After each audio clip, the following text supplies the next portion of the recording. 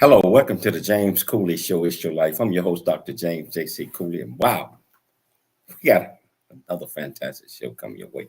But before we even get started with that, I hope everybody had a wonderful, wonderful weekend. Wonderful weekend, exhaling. And I hope you started this Monday fresh and ready for another exciting week. So I just had to go ahead on and put that out there because I know you did.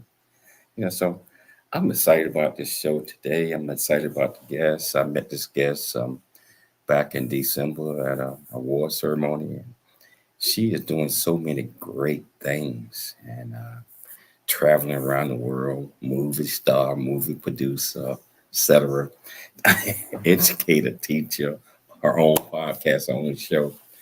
I'm excited, Michelle. I'm excited about this guest today. Yeah, I'm excited about the guest too. We just had a conversation with her before the show went live, and an hour will not do her justice because she's got a lot of stuff going on. And we're going to talk about, her upcoming movie, background, her podcast show, and just so many more. So we really are excited. I'm excited, because this young lady wears so many hats, and I think all of them fit. So I tell you, let's get started with the show. Michelle, can you do the pleasures of introducing the title of the show, the purpose of the show, and introduce this absolutely fantastic guest? Yes, well, the title of the show is Dr. Meleeka Clary, and we're having a discussion with her, and she is a clinical psychologist, director, actress, model, writer, human rights activist.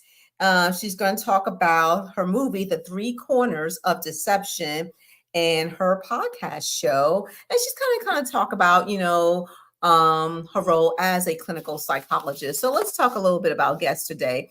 She is a brilliant constellation in the skies of social advocacy, shines brightly in diverse roles, a clinical psychologist, director, actress, model, writer, human rights activist.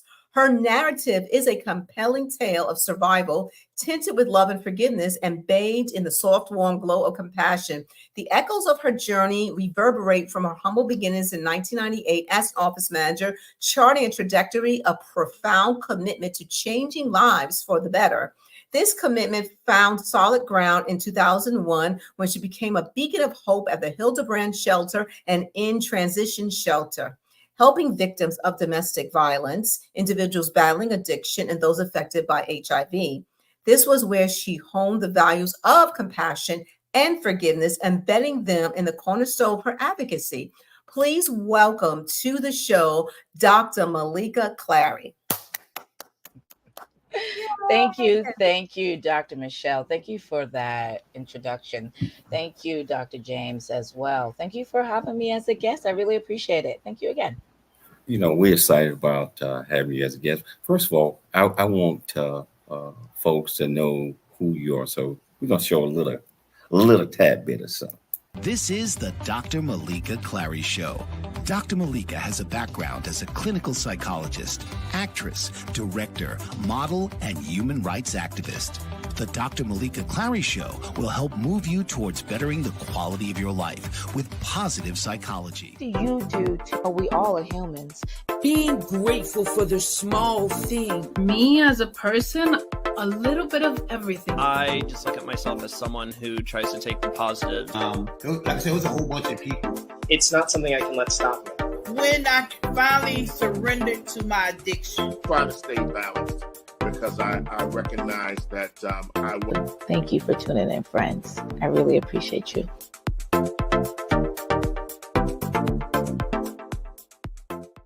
Wow. You know, I say the same thing, wow, sometime. Because I'm like, wow. Because those guests on the Dr. Meleeka Clary Show are just amazing in how they share their story. I just have to say that. Wow. Can you tell our viewers and listeners a little bit more about you, where you grew up, what made you click, and why you're so passionate about the things that you do? Okay, that's a lot. So I'll piece it up as much as I can, right? Okay. Well, I'm from Boston, Mattapan, Massachusetts. You know, I grew up there in Boston.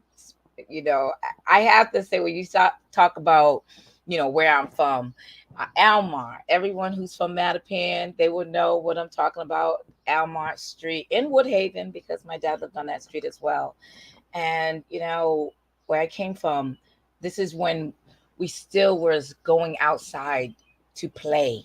I don't know if that's meaning something these days, but that is when we actually got outside and wanted to go outside and left electronics, you know, all these electronics alone. And you just couldn't get us on a computer or in front of the TV just sitting there. That this is this town to me. Okay, is when we actually went outside, and we lived across the street from a park. So we all was at the park. So that's where I'm from. Going outside, living across the street from a park, and outside we go. Love Massachusetts, where I'm from, Boston, Alma Park. Now, when you talk about passion, like why did I have a passion to be a clinical psychologist? Or why do I do what I do? Well, that town, even from Mattapan, it's a lot of things that happened during my upbringing. And I seen a lot of people that needed help. And if I could have helped them, but I was just a little girl, I couldn't, because I didn't have the mindset. I had the idea that I wanted to and a desire, but I didn't have the mindset at that time because I was still a young little girl. And I seen so many things, and I seen so many people break down in the community that I was living in. And I said, you know what? If I ever get opportunity to help people, then this is what I want to do. And I want to help that person who looked like they're mentally broken. I want to help that person that looked like they need to stop bullying. I want to help that person that looked like they're insecure. And I want to help that person before they kill themselves. I wanted to help that person. And that's what I wanted to do. So when I got into clinical and wanted to be a clinical psychologist, I started before that as a counselor, but these are the things I wanted to do. And it started from my upbringing in the community. It's what I saw during my upbringing. Dr. Clary, if you had to choose one word, adjective, to describe you and the type of person that you are, what word would that be and why? Caring. And I have to say that. I mean, because you have to care about others besides yourself to be doing the things I do. You have to care about, and I'll say about the door that shuts behind you, like grab it and don't let it hit somebody else in their face. You have to care about that. You have to care about somebody drop the keys and look when they don't know and pick it up and say, hey, you dropped something. You have to care about that. You have to care if someone sneezes or something. You say, God bless you or bless you, but you want them to be blessed. Don't have to know them, but you have to care. And I believe that is what I am, because I'm not going to see somebody bully somebody and not say something. You could call it a nosy person, but I care that that's not right. And I have to, if I'm going to describe myself, it's care. I can't change you. I would love to. I can contribute to you changing, but I have to care. So being a caring person is what I have always been. And that I have said, I will state that I have always been. And anyone who ever have known me or know me as a young girl, I've always cared. And I can't. Caring is so important, and making people understand that you care about them and they are just as important as you are. And just instilling courage, understanding, focus into them, especially our youth and our young adults, leads them to get a better understanding that they can do anything that they set their mind to. We've got 2 minutes before the break. But Doc, I know you probably had many, many role models coming up because you wear many, many hats. Can you talk a little bit about some of the role models that you shape your behavior, your focus, your mindset on, and why were they so important in your life? We'll start it and we'll take a break and we'll come back and finish that. Okay. God, I know of him. I was raised on the norms of religion. I was raised on something's not going well in your life, pray to him. It's not what you seeing, it's what you feeling. That is my role model. And I have to say that if I have to put it in a human flesh, I you know what? I want to say my parents for doing what they did, trying to take care of whatever they can. And I will say them as a dual, but as a partner of trying to help and do something and being able to live their own life. And without trying not to be stressed and take care of children, but also maintain their mental state of mind as a human being during whatever was going on in their life and their surroundings. Those two people are my role models in the human flesh because I was born to them. But God is my first choice. I love it. I tell you, our first segment is always getting to know our guests. And as you see, this is a very exciting guest, very inspiring. And we're going to take a station break, but we're going to come back. We're going to pick it up. We're going to talk to Dr. Meleeka Clary. And we're going to go deep into her story and a lot of things that she's a part of. So if you want to be part of the conversation, regardless of which platform, was it E360 television, Transfer TV, YouTube, LinkedIn, Twitter, Facebook, and over 55 live streaming platforms, all you have to do is go to the comments. Ask any question that you might have. I promise you, we'll get you an answer. It's your life, and we'll see you shortly after the break. Really get a chance to know who you are. And once you know who you are, you truly know who you are, love who you are. Love who you are. You're a masterpiece. Love who you are. Love who you were born to be. Love me some me. That's what I'm talking about. When you leave high school, you gotta know today or tomorrow, or hopefully today, what your plans are. Hopefully, there is no bad decision unless there is no plan. Create, collaborate, commit with confidence. Commit with what? Commit with what? And everything that you do.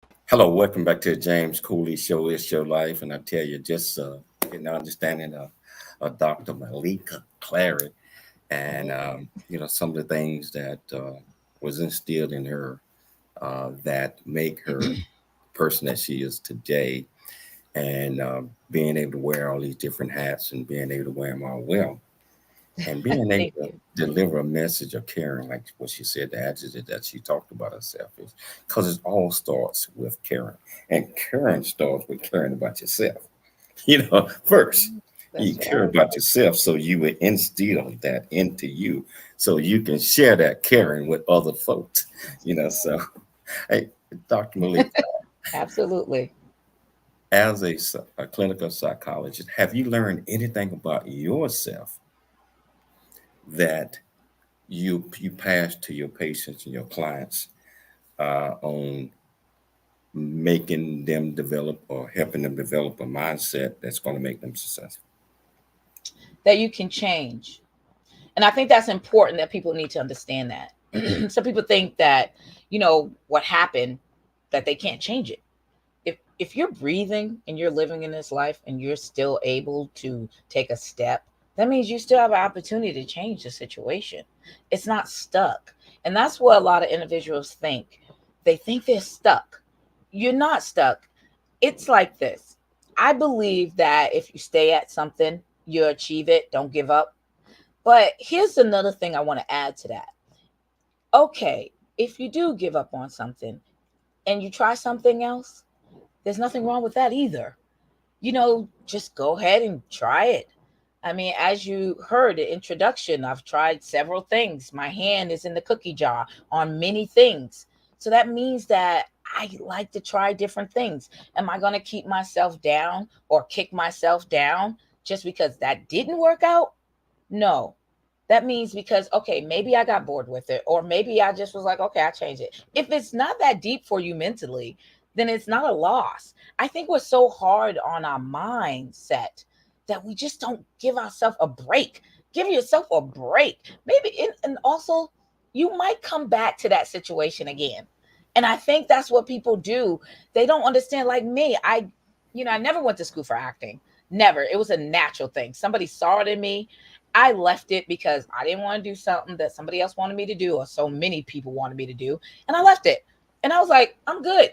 But it came back to me full fold 20 years later on some other stuff that was like, wow, okay, that's more me. And I'm coming back full fold. You know what I mean? And so there you go. I came back to something. But did I beat it up? Did I say, okay, I didn't do well in that, or I let that just define me? No. So what I'm describing to you is it's okay. It's all right. Change is okay. Just let it happen. Just go ahead and try something else. You gotta let it happen. I mean, and I tell you what, our path kind of like creates itself as we continue to experience things and learn. Yes. I want to bring something back real quickly. And your biography mentioned that you became a beacon of hope in regards to the Hildenberg shelters and the end transition shelter. Can you explain to our audience a little bit about that? It's what I heard. It's more of a shining star almost, because when you come in my circle, and I started at, I think it was Hildebrand and in transition, I was a counselor there.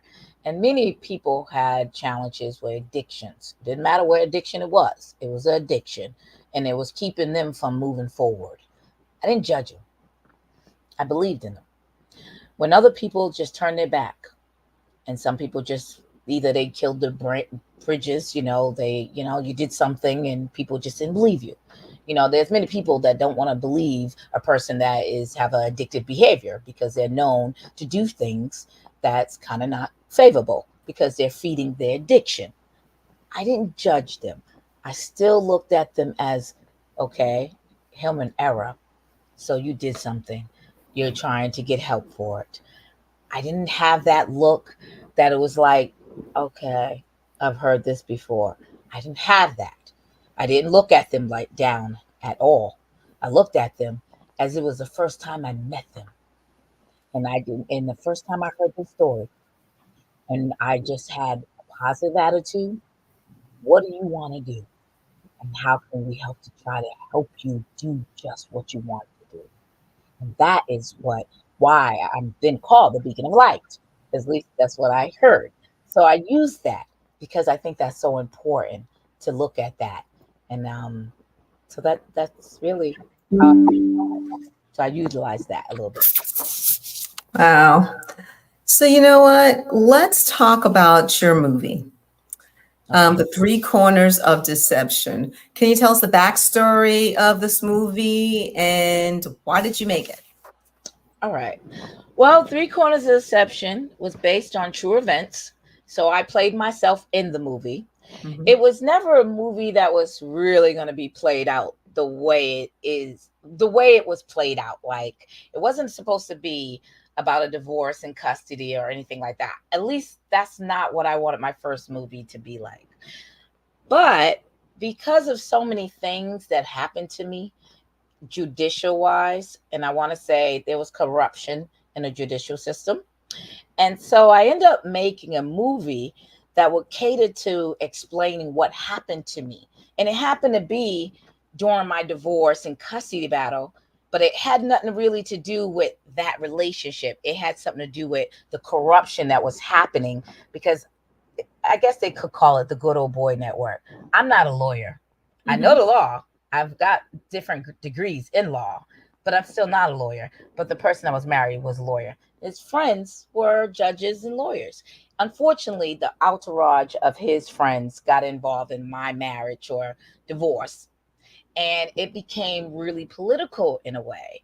So the movie was really to demonstrate the poison and the corruption that happened in the court system in Indiana, where the movie was based on, one of the places based on, mainly actually.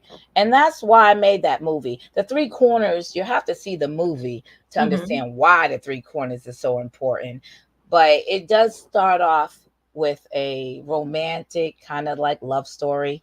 And I think all things start like that. It never just say, hey, you know, how you doing? I'm corrupted, or I'm this, I'm that. It's never like that. So I have to give you how it started, because it wasn't always bad or interesting as I displayed it. Mm-hmm. But that's how I end up. But I just will give you one little piece. What really actually got me really to write that movie is because I was going to jail for allowing my son to be baptized. And that was another piece that actually, it was kind of like the actually open door of the movie, and it was being written. And I was going to jail for allowing my son to be baptized. Now, don't get me wrong, I never went to jail. But if I didn't put these individuals or expose them, I would have went to jail. And within 2 days of whatever came out, I didn't go to jail. I was supposed to go to jail for 24 hours, allowing my son to be baptized. And that just unheard of, because you have a right to religion and your children do too. You can influence them, but they still have a right. Long story short, that's what really put the pen to the paper and said, hey, and then everything else was really, it kept the pen keep on writing because the story needed to be told. Okay. My question is, sometimes people are private with what they're going through, right?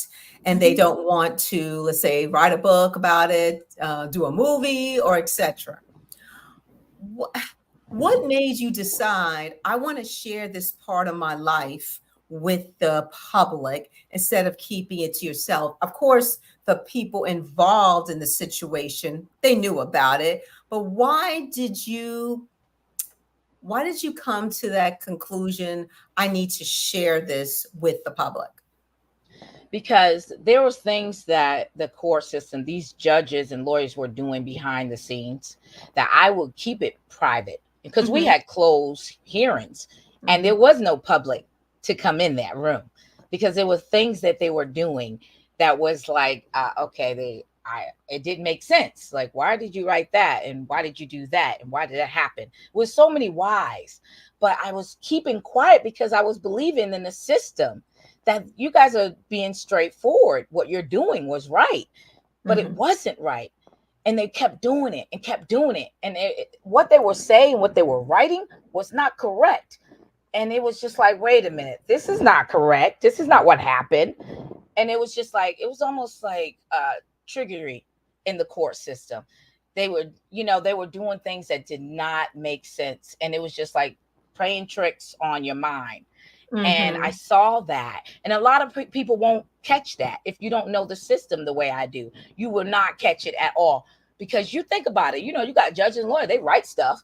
And then a lawyer writes something, and a judge, what they do, they'll read something and paste it and say which order they want or proposal they want to take, which one's saying, but they don't put their own information. And when they do, sometimes they're incorrect. So you got different legal jargon that you have to mention. So I didn't like the fact that these things were happening.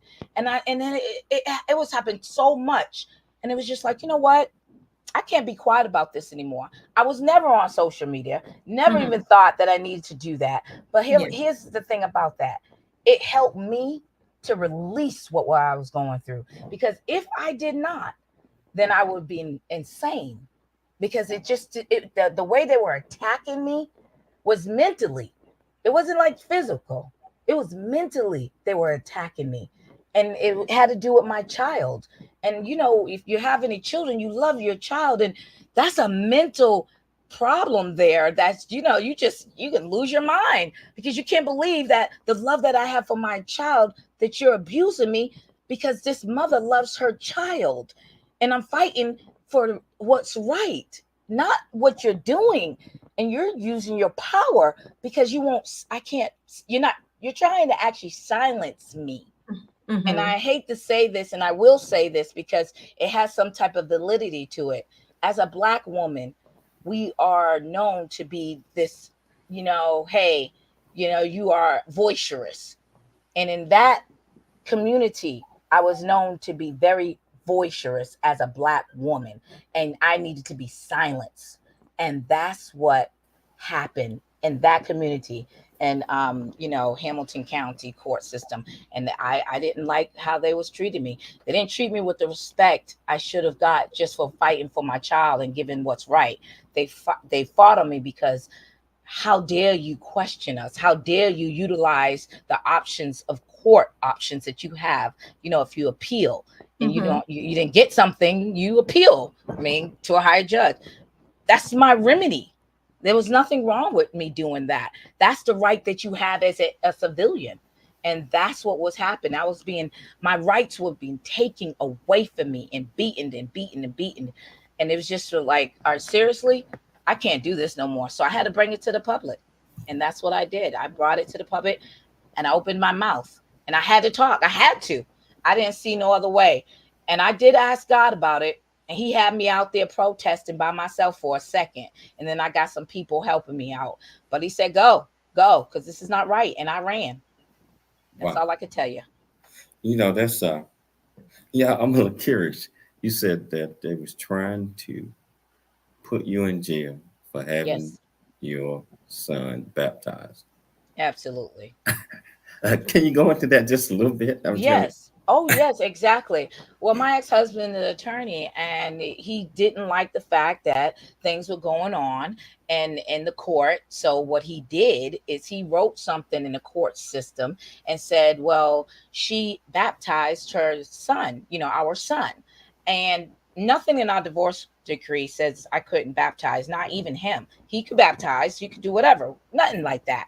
So I was wondering, like, where's that in my divorce decree as a violation?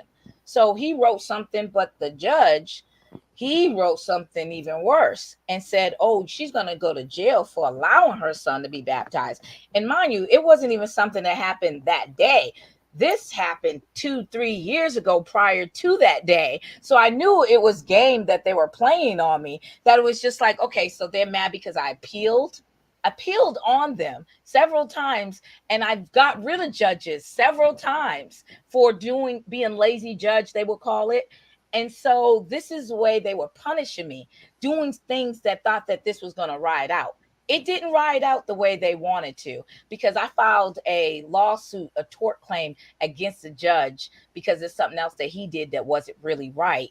And he ended up reclusing himself off the case before I even would have went to jail. But guess what's so funny about that? it ended up being moot. So that means I never went to jail. And the new judge said we would never put somebody in jail for that. But you were doing that. You telling me it disappeared? I mean, it disappeared literally. And I hate to use this expression, but it was like almost like just a win. Like it never even happened. Never even happened. But that's what motivated me to go out there and protest, is that I was going to jail for 24 hours. I couldn't care if it was a second. Why would I go to jail for something that I believe, and I grew up on my norms, that allowing a child to be baptized and being present for that wonderful, godly moment was the best thing anybody could ever see in their life. That was like, how can you tell me this is a heinous crime? Wow. Yeah, conviction. I mean, I can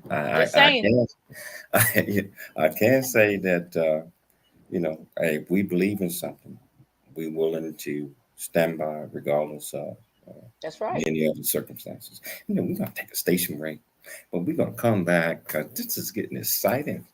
So whichever platform that you're watching this on, if you want to be part of the conversation, how you doing, Dr. Terry Spank? If you want to be part of the conversation, all you have to do is just go to the platform that you're watching us on, ask any question that you might have. I promise you we'll get you an answer. It's your life, and we'll see you shortly after the break. I never wanna leave. Yeah, I'm right where I wanna be.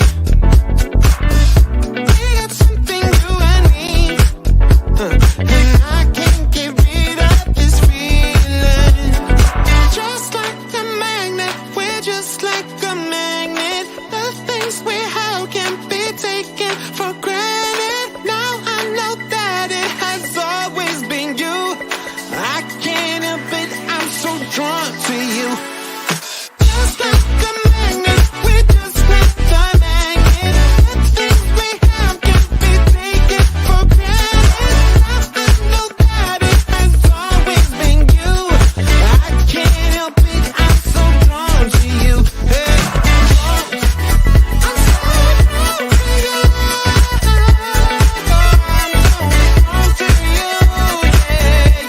I've seen a smile convey I love you. I'm proud of who you are. The one that keeps us close when we're apart. Walking from the darkness of all that we've been through. It seems that there might be a way to leave behind the loneliness we've known and live again life of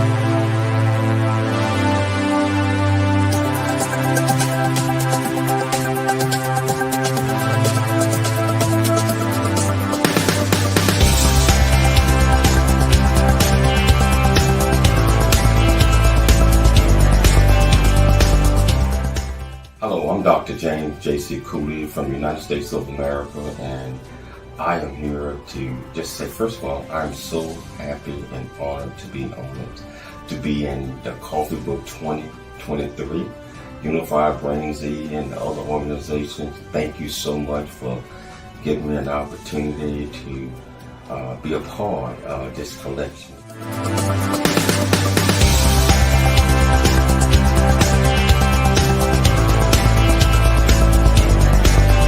This is the Dr. Meleeka Clary Show.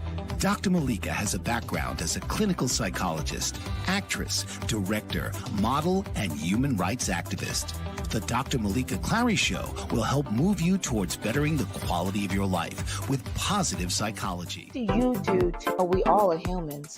Being grateful for the small thing. Me as a person, a little bit of everything. I just look at myself as someone who tries to take the positive. Like I said, it was a whole bunch of people. It's not something I can let stop me. When I finally surrendered to my addiction. Try to stay balanced because I recognize that I will. Thank you for tuning in, friends. I really appreciate you.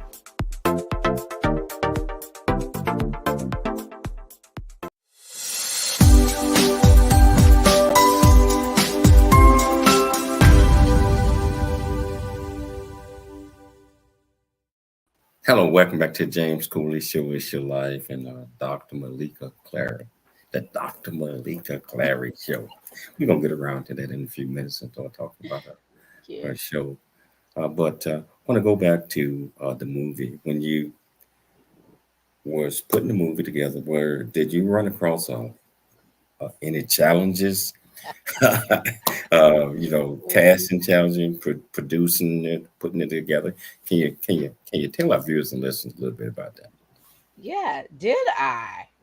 That's the question. Did I run into challenges? Because my movie was about, judicial deception and corruption too. Yes, I actually filmed in one courtroom, well, several courtrooms actually. But when I filmed in this specific courtroom, they heard that I was talking about judicial officers in another community, in another courthouse. And they tried to block me from actually, utilizing the courtroom. Now, I pay taxes just like everybody else. So I know if the availability is there, I should be able to utilize this court.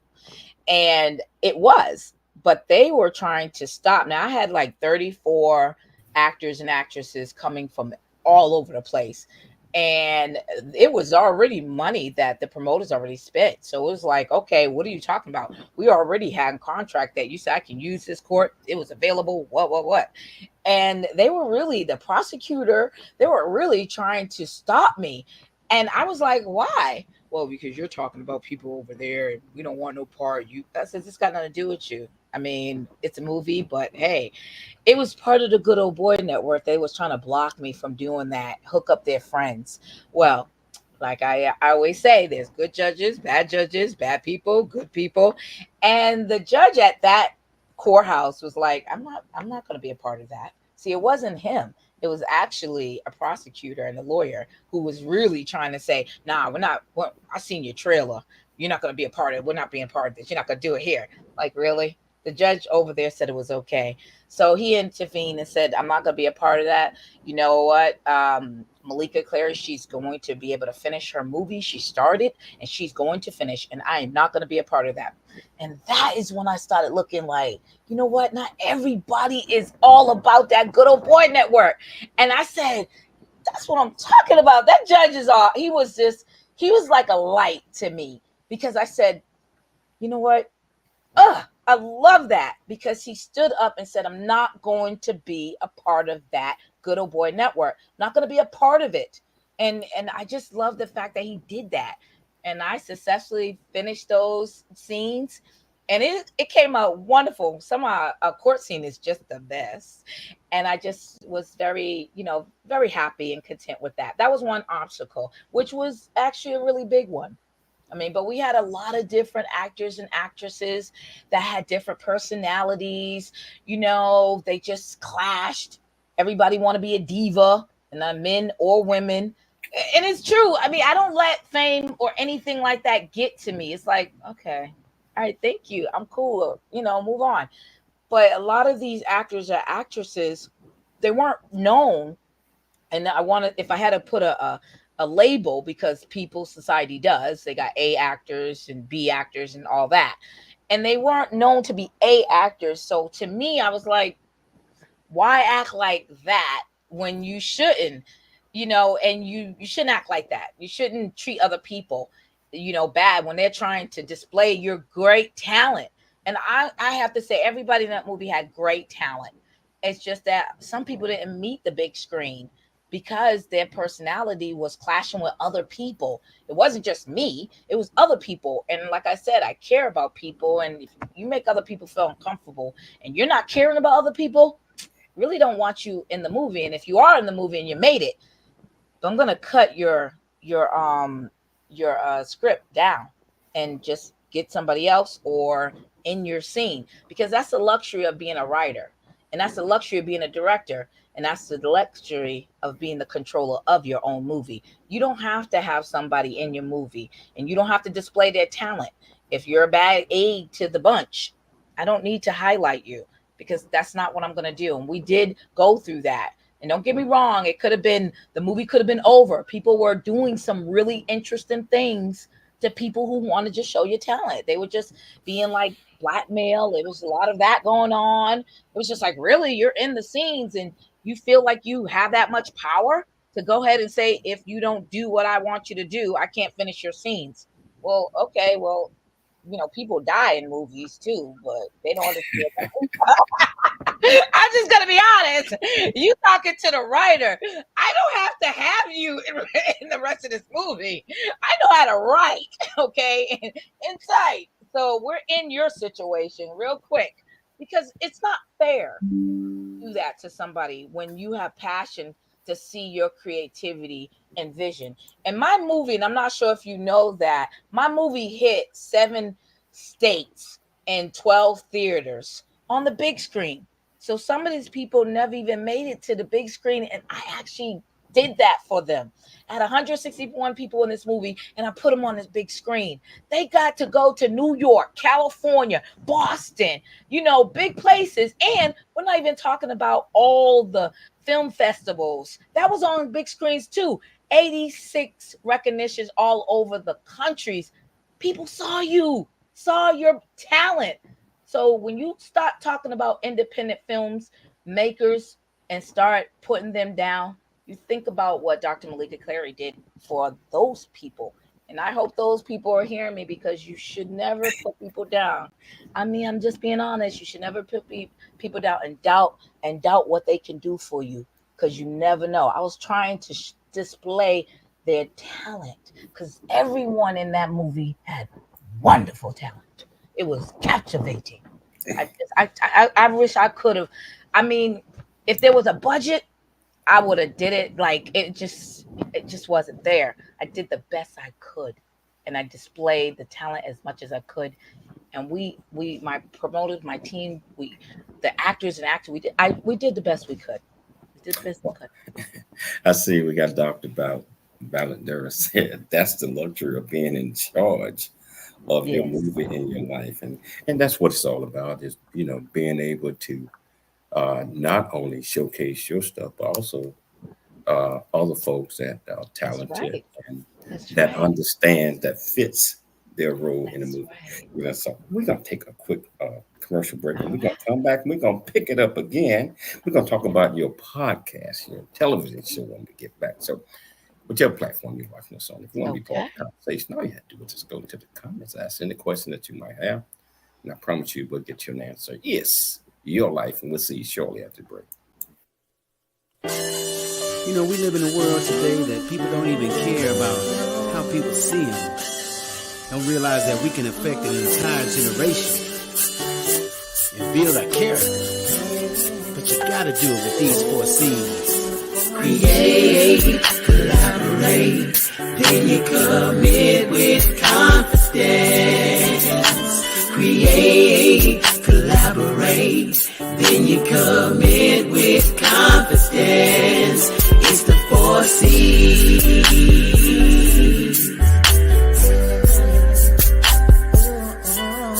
It's the 4 C's.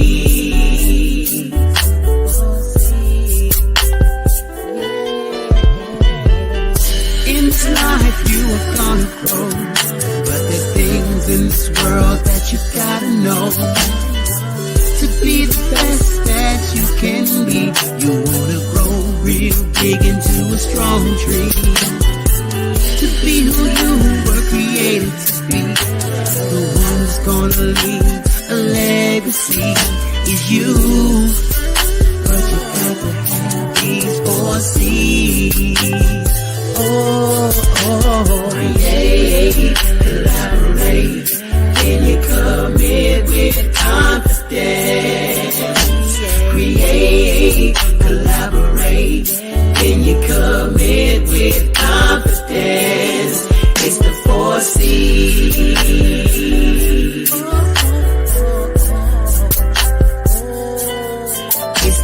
gonna see.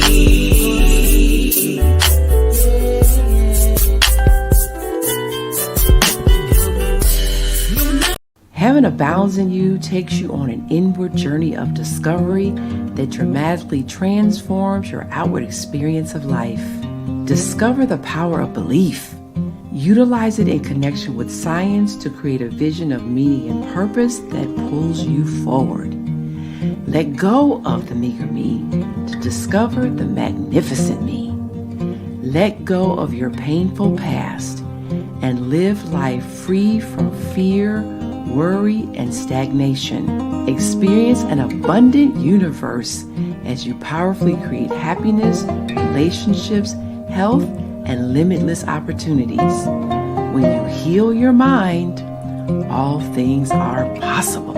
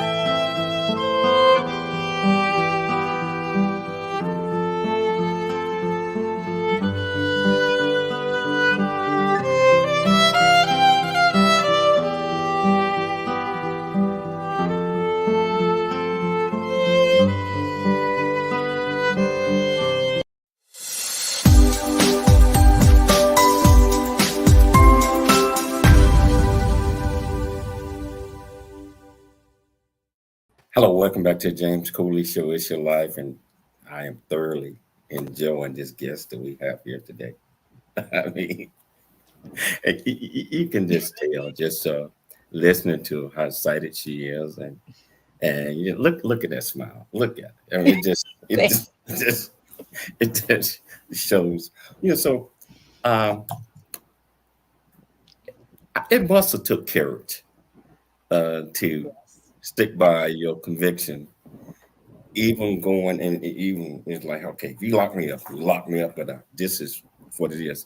And not just that, but also writing a movie, sticking with it, making sure that the facts and the truth, and you got the right people that's doing it, that believe in what you're doing. All of those things are important, I believe. What are your thoughts on that? I had to be on my knees. That's my thought. Okay. And I say that because that's the only way I got through it. It wasn't like I just walked in there and said, hey, to him in flesh, you could take all this beating. No, I could not take this beating. I'm going to surrender. But God was like, no, don't surrender. I got you. I will put this on you, but you can handle it. You can handle it. Just keep on praying. I think I broke down in church. I broke down on the ground. I fell out. My kids, I mean, it's so much that I was going through.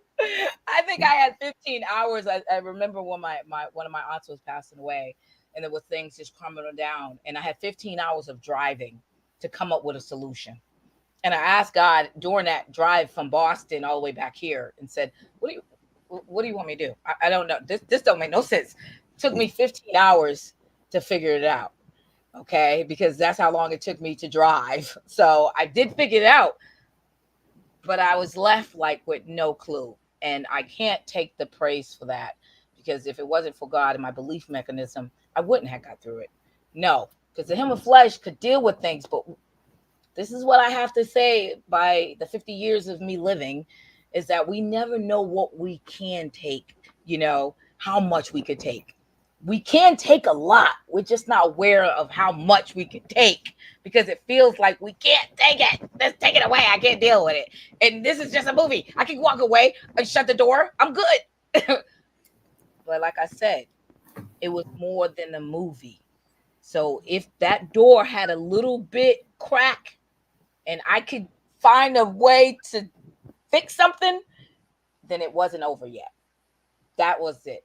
I never got the slam door, and I was looking for I was like, are we gonna slam the door? Finally, I'm done. I'm moving on. I'm already whatever. But no, I'm serious. At the Human Flesh, you'd be like, I put this on myself. I don't need this. But and that's what I was thinking. And I said, but the door never completely shut. It always kept on having, you can do this. You could do that. It was always the light bulb. Bing, bing, bing. And that's it. And when it was shut, because I've shut situations before and walked away. It was like, all right, I'm good. Hey, let's change the script a little. Let's talk about your podcast and your television. Okay. Can you tell our viewers and our listeners what it's about? First of all, the title of it, what it's about, and how can they tune into it to catch it? Okay, Dr. Meleeka Clary Show is on Bold and Brave TV network, and that's a global show. And what it is the reason why, well, first of all, I'll just give a little information how they found me, because I didn't just come up with this. I was being interviewed by Star Jones, the Star Treatment. Hi, Star, if you see me. And she's a what? I have to give her a shout out. And she is such a beautiful person inside and out. And she interviewed me on her platform. And what happened was that she mentioned on her platform that we need people like you.